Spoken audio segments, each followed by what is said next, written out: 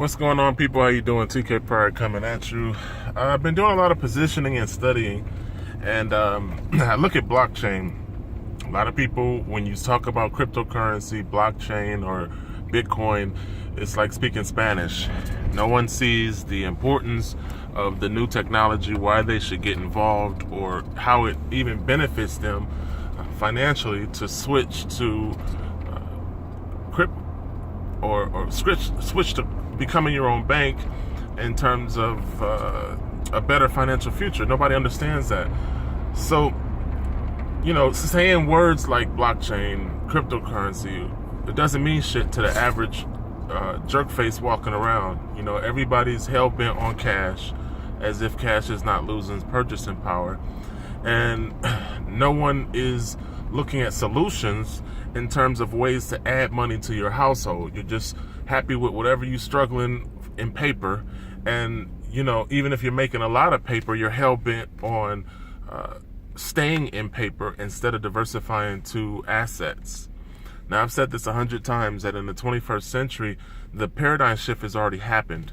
The change in the way we do business has taken place. It's just that people aren't smart enough to understand that change has already happened. So I akin the whole analogy, or I compare it to a time in which credit cards first came out. Everybody talked shit about credit and was like, what is this plastic? That's not real money. And now, if you want to participate in the economy, they force you to use credit. So the technology comes out and people fight against it as if it's not a good idea, when the advancements or the advantages associated with the technology eventually require people to participate whether they want to or not. So that is the place that we're in right now in terms of technology associated with cryptocurrency, Bitcoin, the blockchain. Eventually, blockchain will do to money what post office did, or what the internet did, email did to the post office.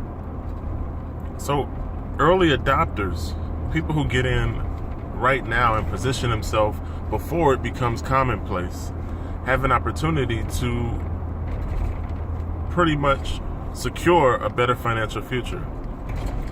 Now, you don't want to buy Bitcoin, you don't want to save. I got that.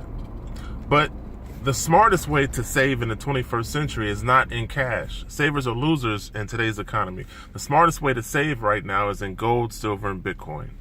Now, no matter how many times I say that, nobody fucking listens. Everybody looks at it as, what's on the news? So that's the reason why I say sometimes that people who aren't smart enough to pay attention to things that affect their financial future deserve whatever they get. Because you have to be an adult.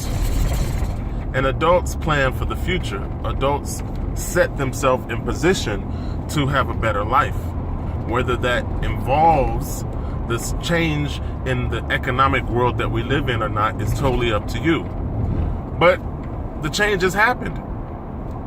Right now, today, the capitalization within Bitcoin is at a respectable mark where enough money is being put into the cryptocurrency that it is on the ground floor of adaptation. We're almost at the momentum stage of Bitcoin where people begin to see the advantages and put them in place in commerce, because commerce is what drives any modern economy. People only know how to work and spend. So now if you say, well, shit, I know how to go to work, I know I want to spend money on blah, blah, blah, blah, but you're showing me that it's easier to spend money and I have more purchasing power if I spend money using Bitcoin instead of cash. That's the world that you're going to wake up to. You're going to wake up to a world that people with cryptocurrency have more spending power and find themselves more economically sound than people who only have cash.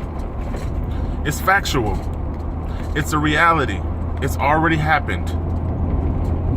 So to save money in gold, silver, and Bitcoin and do it consistently over 12 months is to position yourself, is to be serious about your future, is to build your own bank. That is the key to survival in what's soon to be the next economic crisis.